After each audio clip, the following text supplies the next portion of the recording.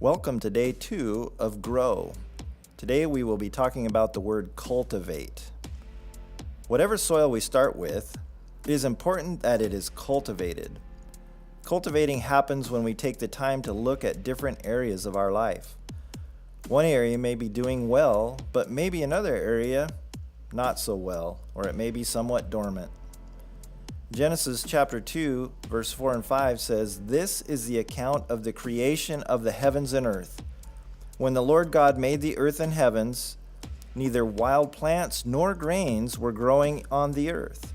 For the Lord God had not yet sent rain to water the earth, and there were no people to cultivate the soil."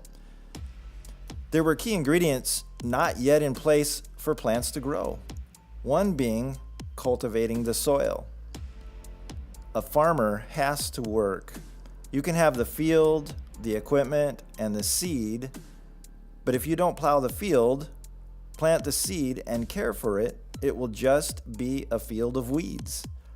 The act of cultivating or processing different areas of our life is important, as it prepares us to receive the seed God has intended for each of us to have. Genesis chapter 9, verse 20 says, "After the flood, Noah began to cultivate the ground, and he planted a vineyard." Noah knew that he had to work the soil in order to see a harvest. God wasn't just going to make it happen for him. Life for us requires us to work at it. We must take the time to cultivate different aspects of our lives, or we won't grow. In fact, negative things can overtake our life when we aren't intentional about cultivation. Proverbs chapter 24, verses 30 through 34 says, "I walked by the field of a lazy person, the vineyard of one with no common sense. I saw that it was overgrown with nettles. It was covered with weeds, and its walls were broken down.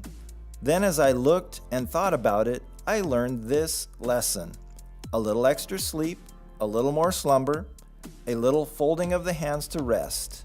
Then poverty will pounce on you like a bandit. Scarcity will attack you like an armed robber." A person's speech discloses the cultivation of his mind and heart. What we say is an indication of what's inside.